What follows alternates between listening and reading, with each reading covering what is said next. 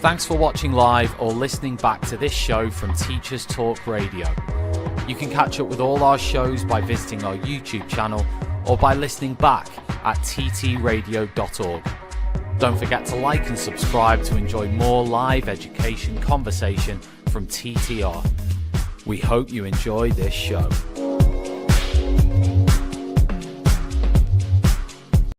Outstanding and world-class vision and world-class this.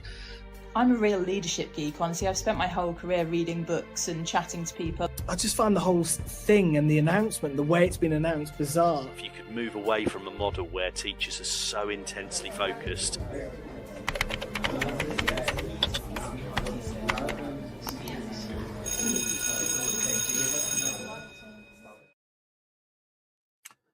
Good evening, everybody, and welcome back to Teachers Talk Radio. Thank you very much for tuning in to this one, which is about continuous improvement in education with our brand new host, Konstantinos Pappas.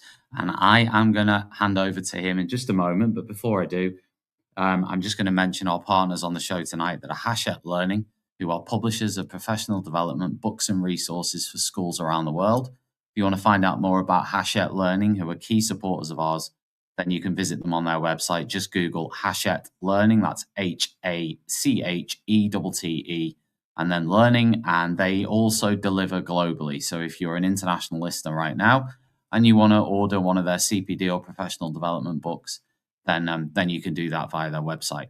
Our other sponsor tonight is the Bet Show, which is actually happening very soon. It's actually coming up next week. Teachers Talk Radio will be there. It's on the 21st to the 23rd of this month in London at the Excel Centre.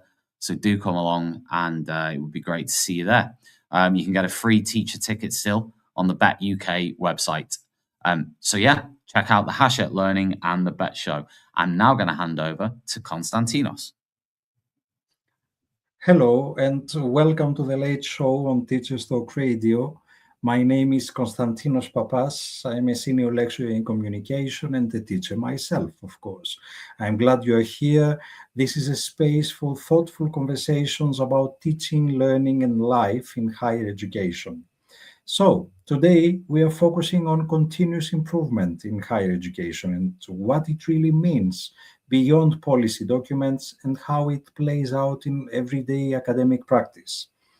I'm joined by Sercan Demiralay, Principal Lecturer in Finance and Continuous Improvement Manager, who brings both academic and operational perspectives to this conversation, and together we'll explore how continuous improvement can support teaching quality, institutional culture, and meaningful change, rather than just becoming another administrative requirement. So, to start us off, could you introduce yourself to our listeners?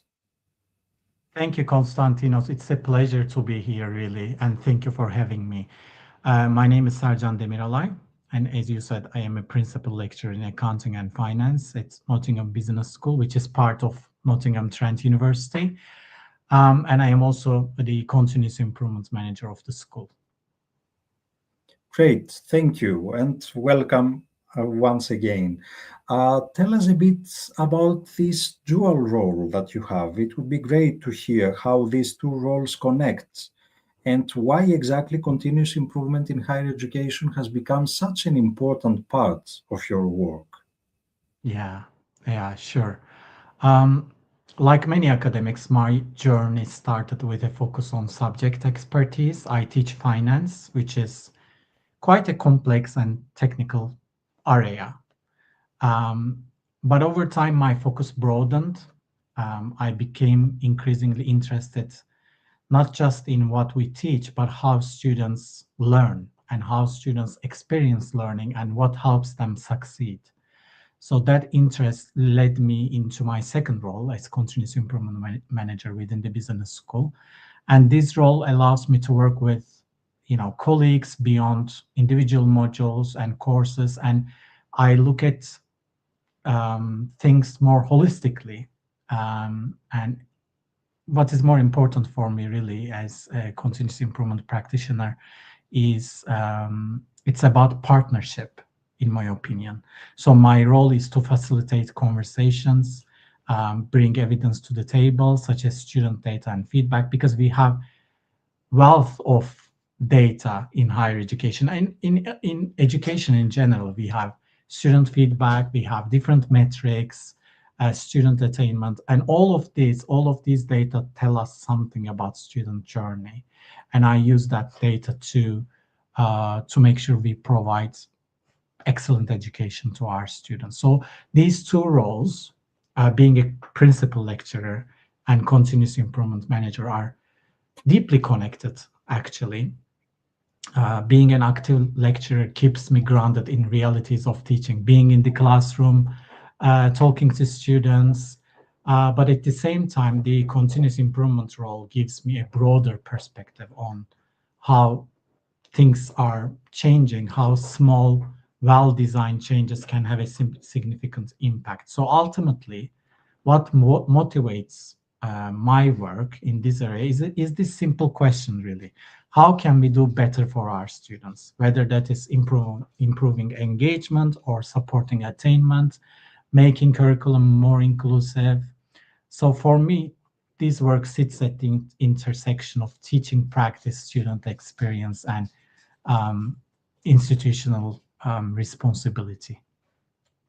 That's great, amazing. This, your answer kind of feeds into my second question. Well, the truth is that we hear the term continuous improvement used a lot in organizations and universities included, but sometimes it can sound a bit abstract or like a management jargon. So, from your perspective, what exactly is continuous improvement and what it really means when we apply it to higher education? Thanks, Konstantinos. I think that's a great question, really. So continuous improvement actually started in Japan. It's the Japanese concept of Kaizen, which literally means change for the better, right? So Kaizen, I don't remember exact translation in Japanese, but Kai means good, and Zen means, I think, life or change.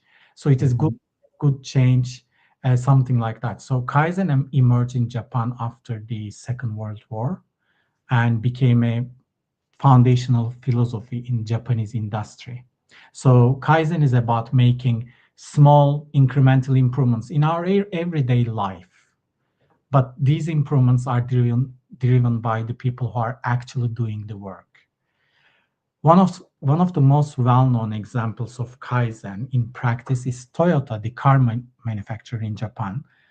So they embedded Kaizen into what later became known as the Toyota production system.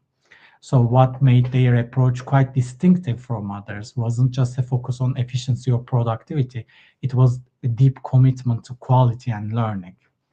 So it was everyone's responsibility. When a problem occurred, the aim wasn't to blame an individual, an employee, but to understand the root cause of the issue. And I want to underline this.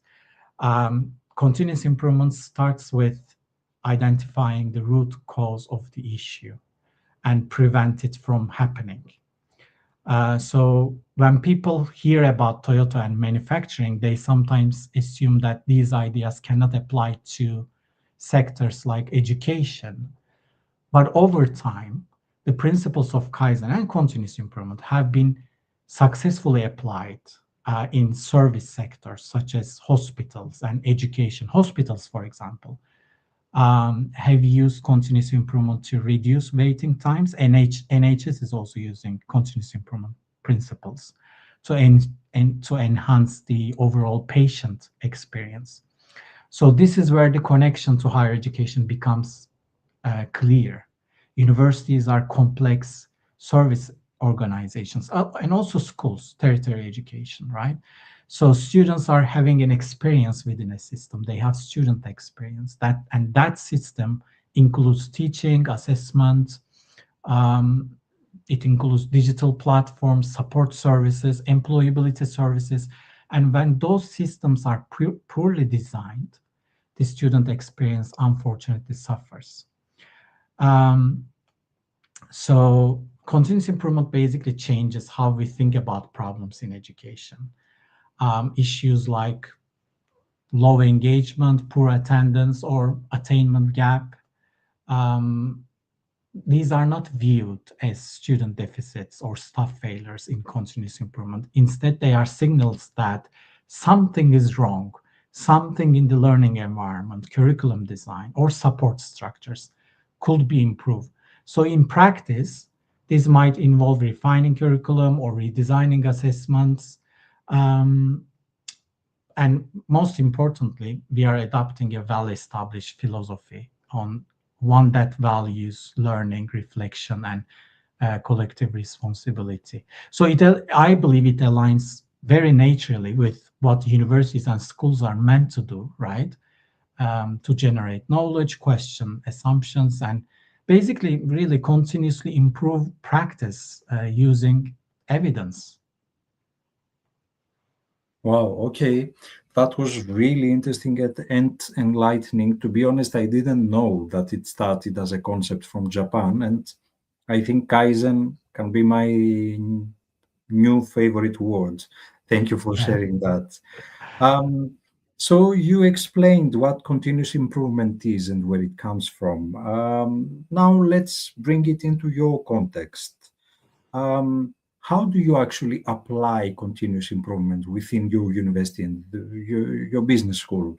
What does that look like in practice when you are trying to improve teaching and learning and the overall student experience?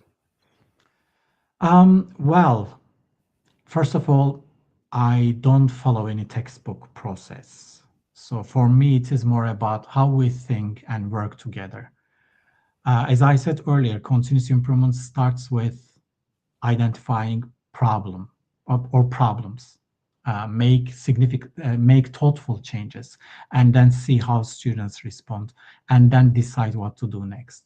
So that pattern of working is very similar to, there is this framework which is called plan, do, check, act cycle that comes from Kaizen, even if we don't always call it that. In fact, you see very similar approaches in how organizations like the Office for Students and TESO design their frameworks as well. They essentially use PDCA cycles. They use evidence to identify an issue, test interventions, evaluate impact, and then build on what works. So I'm going to start with the first stage. Okay, so the planning stage. And I will give you a real example on how I use continuous improvement in one of my modules. So the planning stage is really about problem identification and understanding. This is, in my opinion, is the most important part of the whole cycle, because very often in education, we jump straight to solutions. But continuous improvement asks us to slow down and ask, what exactly is the problem and why does it exist? So an example from my own teaching practice, yeah. When I took over as module leader for one of our modules, I think it was like 5 years ago, it was clear that change was necessary because the module had a high failure rate, low student satisfaction scores, and a very low proportion of good degrees. So those are the classic signals that something in the learning design or delivery isn't working as intended. Yeah. So instead of making immediate changes, I started by having conversations with colleagues, and we explored possible causes and tried to understand the issue at a deeper level. And one useful method here is the 5 whys. So again, this is a Kaizen way of questioning things. You essentially keep asking why 5 times, at least 5 times, until you move beyond, until you find a solution, basically. For example, in your teaching, why is the failure rate high? Perhaps students are not engaging enough. Why aren't they engaging? Maybe they don't find your content engaging or interesting. They don't want to attend. Why is the attendance low? Is the content accessible and relevant? Why might it not feel relevant? How can we make it more inclusive? So all these questions you ask, and then you come up with an answer by repeatedly asking why. You uncover structural or design related issues. So this is the first stage. This is what I do, identifying problems. And then we go to the real aspect of continuous improvement, which is the second stage, do stage. We identify some strategies to solve the problems, to fix these issues, usually on a small scale. For example, in my case, in that module, one issue we identified was that the module had a very diverse, largely international student cohort, but the reading list and some of the content were predominantly Eurocentric and didn't fully reflect the background of students. So one intervention was to diversify the curriculum, and this is what we did. Another issue was assessment support. We realized that some students understood the content but struggled with assessment. So we provided more frequent assessment support for them. And then comes the check stage. This is the third stage, which is absolutely critical. You are looking at the evidence here and decide whether things have improved. You look at student feedback, you look at assessment scores. We reviewed assessment scores in our case, and the impact was very clear. Student attainment improved significantly, satisfaction scores increased, the failure rate dropped, and in the end, the module received the most improved module award within the school, which was a strong indication that the interventions had been effective. And the last stage is ACT, which is about decision-making and sustainability. Because the interventions we made were successful, we embedded them into future iterations, yeah? And if the interventions hadn't worked, the cycle wouldn't stop there. We would reflect on why and revisit the planning stage. So for me, this PDCA cycle is something that I do very frequently. This isn't just a tool, it's a way of thinking about enhancement in an educational setting in a structured and evidence-based way. Wow, that's very important, actually. And it's kind of a relief when you see tangible results and you do realize that there is an enhancement in the learning experience, and you have happier students, happier module, more inclusive content, and all this. Actually, also, it was very interesting. I retained what you said at the beginning, that there can be indicators, there can be signals that indicate, hey, you know, something's wrong here. Maybe you need to do something. That was also very interesting. Thank you. Okay, yes, you explained how continuous improvement can improve teaching, learning, and student experience. However, let me do the devil's advocate here. Actually, a recent article in Times Higher Education suggested that there is a declining attendance, okay, and that this is a global issue, mainly due to students having, you know, to rely on paid work, and they face wider financial pressures. So from your perspective, why are these such important themes, and how can continuous improvement really help when attendance is influenced by factors that, you know, go beyond the classroom? Yeah. I think that's a really important question, Konstantinos. And I think I read the same article, by the way, and it resonated with my own experience, because what the article captured well is that attendance isn't declining because students don't care about learning.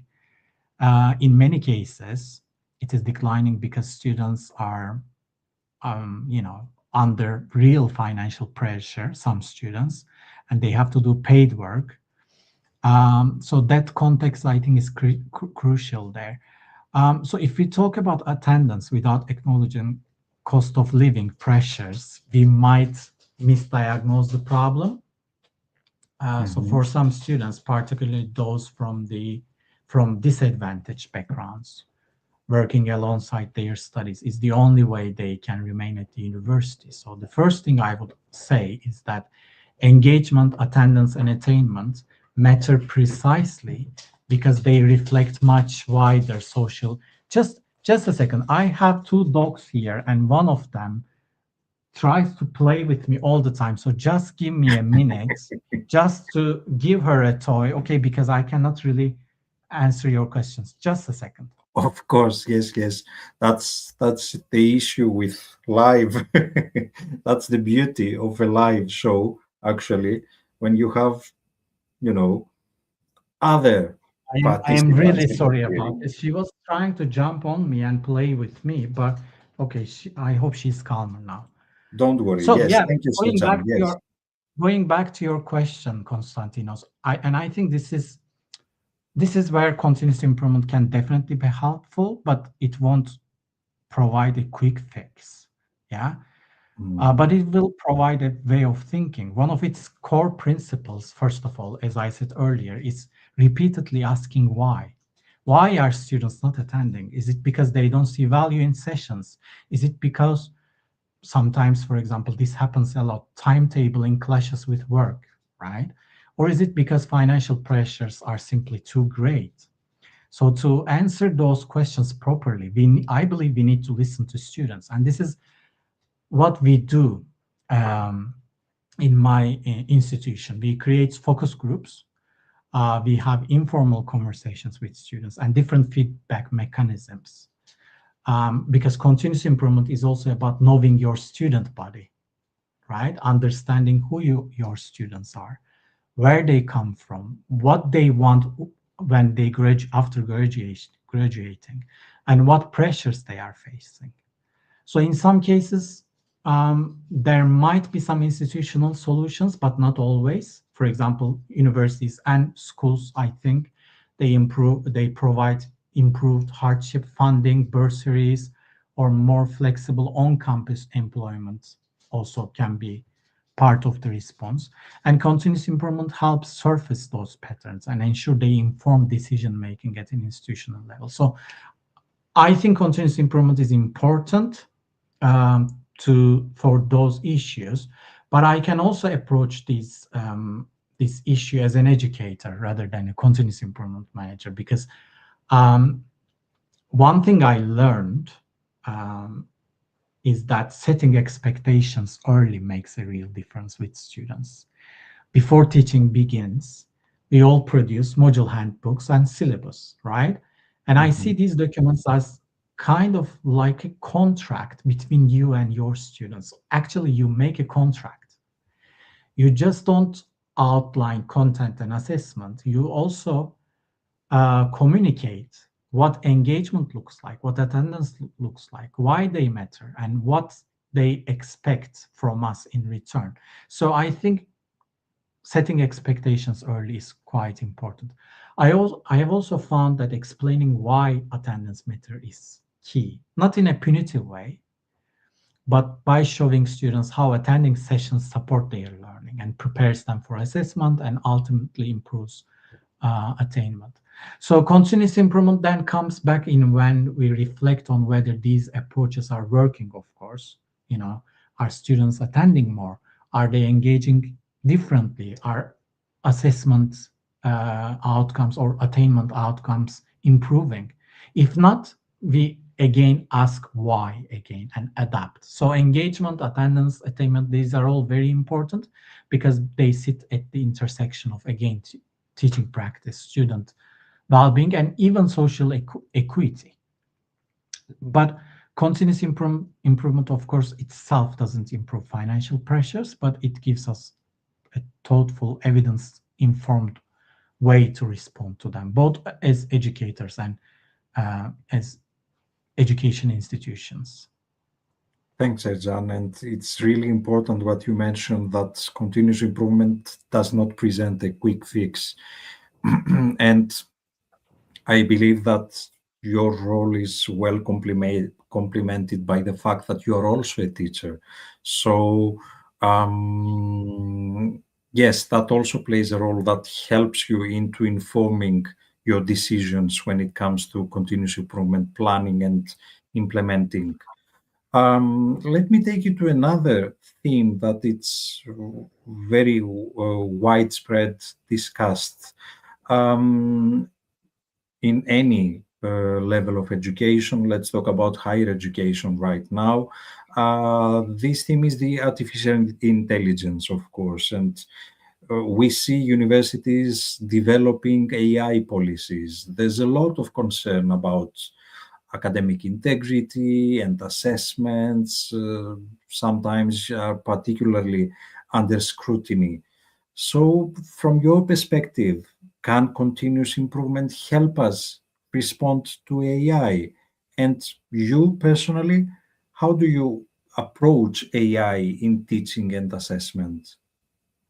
Another great question, Konstantinos, really. And yes, AI is probably the issue that comes up most often in conversations at the moment. There's a lot of anxiety around it, about academic integrity, about assessment design, and about whether AI undermines learning.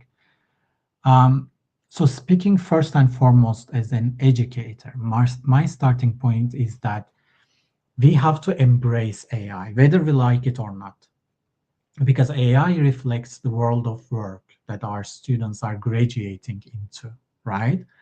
And many of them will be expected to use AI tools in professional contexts. So pretending AI doesn't exist doesn't really serve our students well. That, of course, doesn't mean that, that doesn't mean being uncritical or naive about AI. It means being intentional and thoughtful about how we integrate AI into teaching, learning, and assessment. And this is where continuous improvement can definitely help, because it again encourages us to experiment, to test new ideas, reflect, learn, adapt. So when we talk about AI, the conversation very quickly turns to assessment, right? And rightly so. Assessments are where expectations, integrity, and learning outcomes all come together. And for me, the first question here isn't how do we stop students using AI? So the first question that we should ask, in my opinion, is how do we design assessments that make sense in a world where AI exists? So my approach here is really twofold. The first part is about us as educators. We need to ask ourselves whether we are using AI effectively and responsibly in our own practice. If we expect students to use AI well, we need to model that, right? We need to show students how to do that. In one of my seminars, for example, I teach students a simple framework for using AI more effectively, which is called 5S methods. It's about setting the scene. You need to tell AI what to do. You need to set the scene, specify the tasks clearly, simplify the language, structure the response, the response you want, and then sharing feedback with the tool to refine the output. So there are so many frameworks about prompt engineering right now. And I think we need to teach students and younger generation that, like, how to use AI responsibly and effectively. And this helps students understand that AI is not a magic answer generator. It is a tool that requires another set of skill and judgment and critical thinking. So the second part here is, I believe, assessment design. Here, I think there are several questions we need to ask, like, do we want our students to use AI in their assessments? And if we say yes, if the answer is yes, then how do we want them to use it? My own approach may not be perfect, but I try to be very transparent with students about the strengths and limitations of AI, and I think we need to be transparent with them in that. One thing I do deliberately is to show them how AI can generate biased, incomplete, or even incorrect information. For example, I ask students to use AI to generate academic references. And very often, students see with their own eyes that AI produces references that do not exist. So it hallucinates, right? And that experience, first-hand experience, is really powerful because it shifts responsibility back to the student. They learn very quickly that if they rely uncritically on AI, parts of their work might be wrong, and they are accountable for that. So in that sense, AI becomes a learning tool rather than a shortcut, right? And beyond written assessments, there are many creative ways to make assessments more AI aware, or sometimes I call this AI considerate. For example, AI can act as a simulated employer, because I have seen examples of that. In my school, we have some really great examples. We have assessments that asks AI to be, to be a client or a stakeholder, a simulated employer. Students can pitch ideas to AI, respond to challenges, or kind of practice professional conversations. But at the same time, we also need to think about whether and how assessments can be made more AI safe, although I am not sure if that's possible. But we need to incorporate more human elements, let's call it that way, human elements like presentations, defense vivas, or reflective components. So students might use AI to help generate ideas or talking points for their presentation, let's say, but they are the ones presenting, explaining, and defending their work. So AI cannot do them. So continuous improvement reminds us that we don't need perfect answers straight away. I'm sorry, I don't have a straight away answer, but with continuous improvement, we can definitely pilot different approaches, gather feedback from students, review outcomes, refine what we do over time. And in a rapidly changing area like AI, that mindset, that continuous improvement mindset, I think is really important. So rather than asking whether AI is a threat or an opportunity or whatever that is, I think the more useful question is, how can we use AI ethically and creatively to enhance learning while still maintaining academic integrity and academic standards? And continuous improvement gives us a framework for exploring that question, again, in an evidence-based way and in a responsible way. Great. Thank you, Sercan. So, from what I understand, is that AI can be a perfect tool, actually, used within the context of continuous improvement. I mean, teaching how to use it in an ethical and creative and critical thinking manner can actually be one of the tools in your toolbox of the continuous improvement. Definitely. That's very interesting.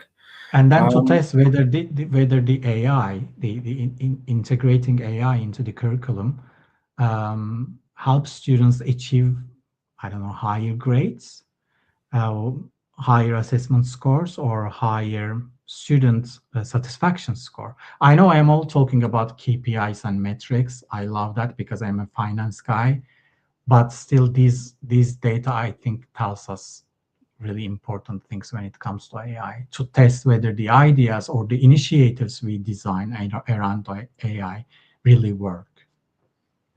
Yes. Actually, now that you mentioned, yes, you do refer sometimes to KPIs and some measurement and metrics and such type of standards. And I understand that, yes, continuous improvement sounds powerful in theory, okay. But sometimes, universities are complex places with long established practices and very busy staff. So, from your experience, what helps create a culture where colleagues are willing to engage with continuous improvement rather than see it as just another initiative or an additional layer of work? And how do you deal with that? Yeah, there is that in schools as well. I think, when you have a new initiative, a new change coming, it adds another layer of bureaucracy, if you like. But I think the first thing we have to be honest about is that universities, I'm not really familiar with schools, but universities are generally resistant to change. And that's not necessarily a criticism, it's partly a reflection of our history and identity. Because universities value tradition, academic freedom, and those are things we should protect. But they can also make change feel uncomfortable sometimes, especially when colleagues are, as you said, already very busy. We are all very busy. We are teaching, we are doing research, we do consultancy, we have lots of things to do in our plate. And because of that, if continuous improvement is presented as something imposed from above, or just as another initiative layered on top of existing responsibilities, resistance is, of course, inevitable. In my experience, what really matters is how continuous improvement is designed and who is involved in it. One important factor is trust. Colleagues need to trust that continuous improvement is not about just the performance management or KPI metrics, KPI metric. If people feel that feedback will be used to rank the school or colleagues, whatever, they will disengage, right? That's where stakeholder involvement becomes crucial.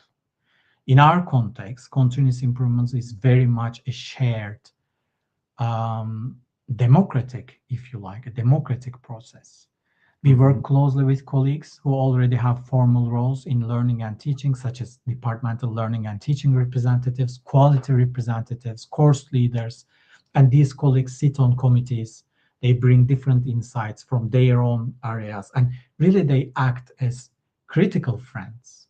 So their role is not just to pass information upwards, but to share feedback from colleagues. And I believe that that dialogue is really important. It ensures that improvement work is informed by real teaching practice rather than some ideas that I have.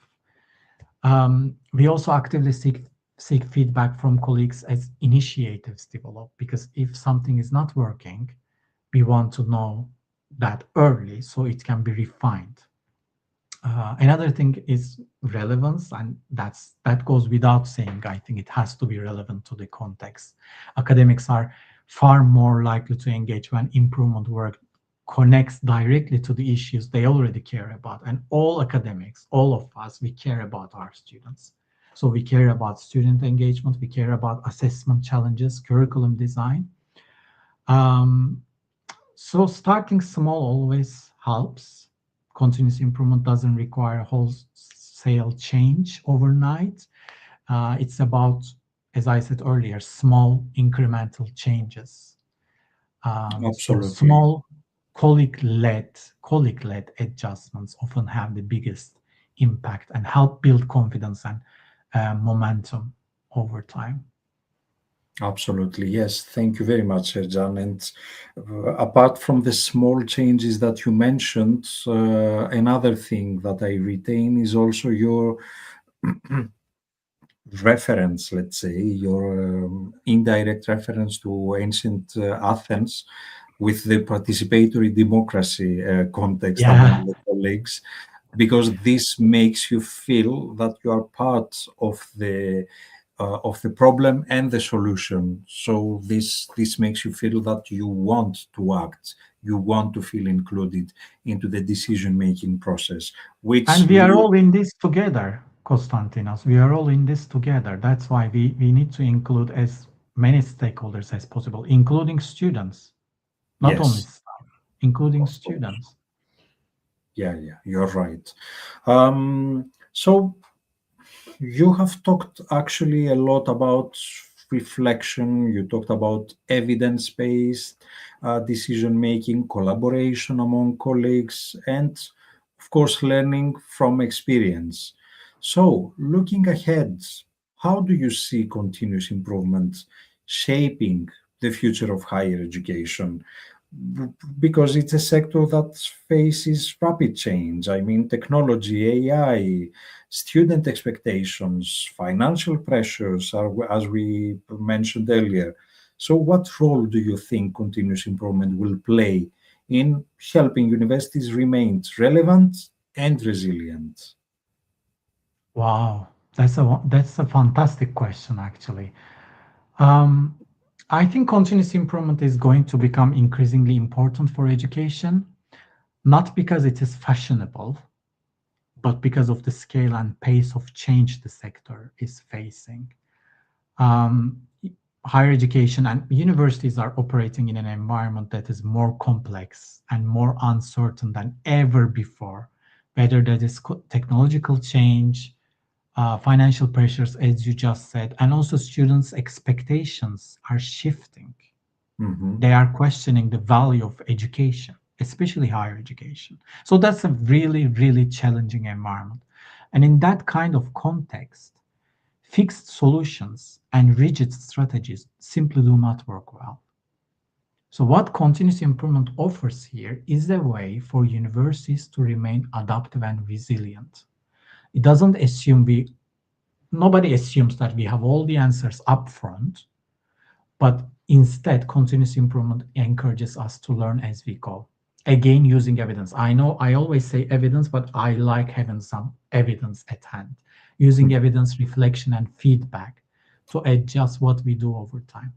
And I think one of the most important contribution of continuous improvement is cultural rather than technical. So it helps create an environment where it is acceptable to say, you know, this is not working as well as we hoped. What can we learn from that? So, in a sector that can be risk averse sometimes, that kind of psychological safety is incredibly important, incredibly valuable. So, looking ahead, technology, particularly AI, is a good example of why this mindset matters, as we talked, because AI is evolving so quickly that policies written today may be outdated tomorrow. Yes. So continuous improvement actually allows us to pilot approaches. It is a quite flexible framework. It allows us to test new ideas, listen to students and our colleagues, evaluate impact, refine our practices without waiting for perfect solutions. Yeah. So I think continuous improvement has an important role to play in addressing um, issues that higher education institutions are facing right now. And ultimately, I don't see continuous improvement as something separate from the academic mission of universities or schools.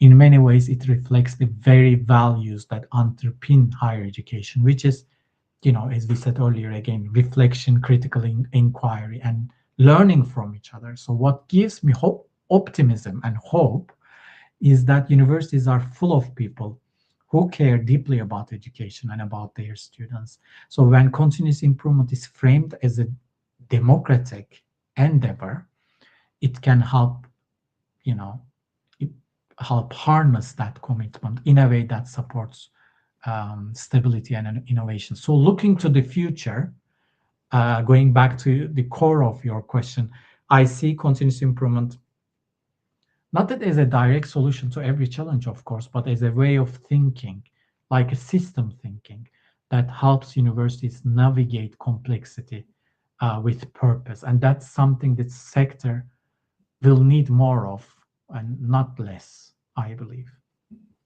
So continuous improvement is not a separate concept.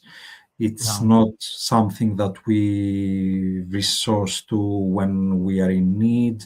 It's a holistic approach actually to education. And it definitely is. Definitely is. yeah. I like this. How Kaizen is a part of education, of the learning experience, both for teachers and for learners.